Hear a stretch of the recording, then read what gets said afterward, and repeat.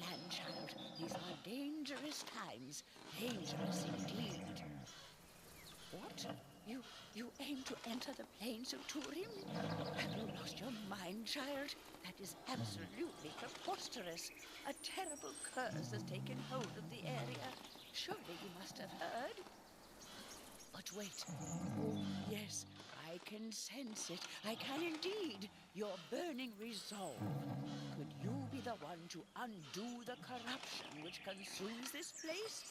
I have no choice but to put my faith in you.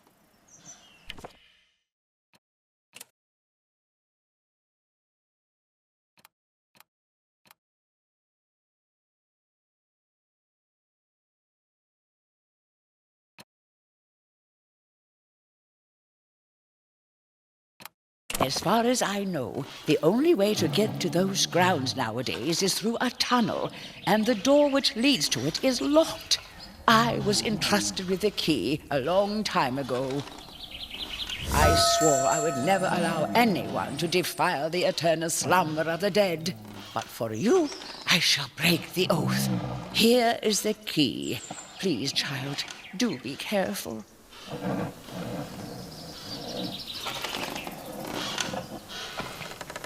Why am I living alone out here, you ask? Why, indeed. Well, if you must know, I used to be the servant of fawns, up to the day my, let's call it interest in the culture of the ancestors made some of my neighbors grow wary of my endeavors. I eventually realized the best course of action would be to step away to avoid their evil eye. So I decided to move in closer to the plains of Turim, where I could further pursue my passion. For many a year, I studied the creatures most folks call brutes. Fascinating beings indeed. I found that one can still learn much of the ancestral legacy by understanding their behavior.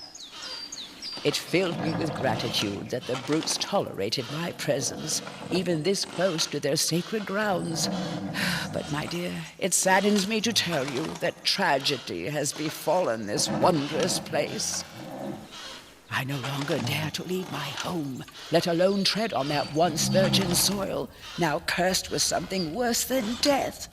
You shall witness it with your very eyes soon enough.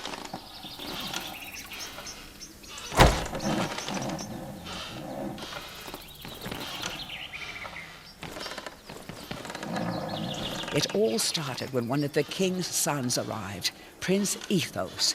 He first approached the brutes with diplomacy. They are naive and childlike beings. Ended up being easily outwitted by the silver-tongued prince. Alas, it did not take long for war and violence to show their horrid heads. I'm afraid the whole thing is a lost cause, child. Lost indeed. What was once a thing of beauty has now decayed. But maybe you could somehow... Well, enough of that. Thanks for listening to the prattle of this old woman, my dear. Thank you indeed. You should be on your way. Best of luck. Well, enough of that. Thanks for listening to the prattle of this old woman, my dear. Thank you indeed. You should be on your way. Best of luck.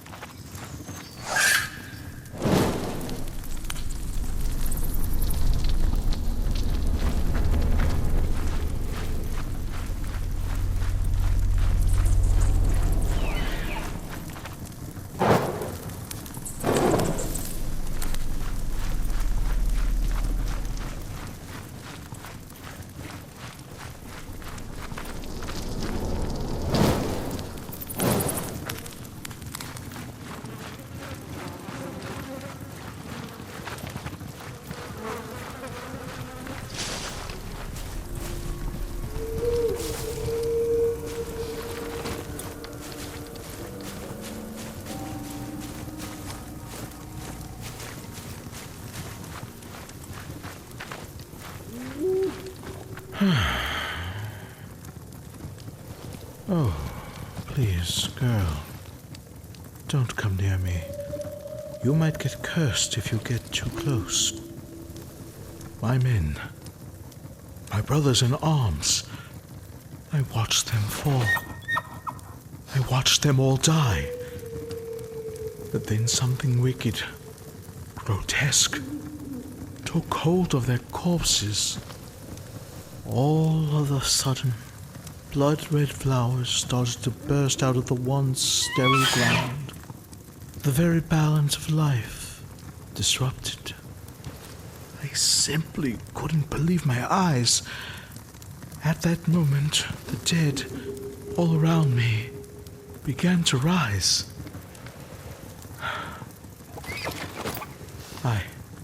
I just ran, like the bloody coward I am.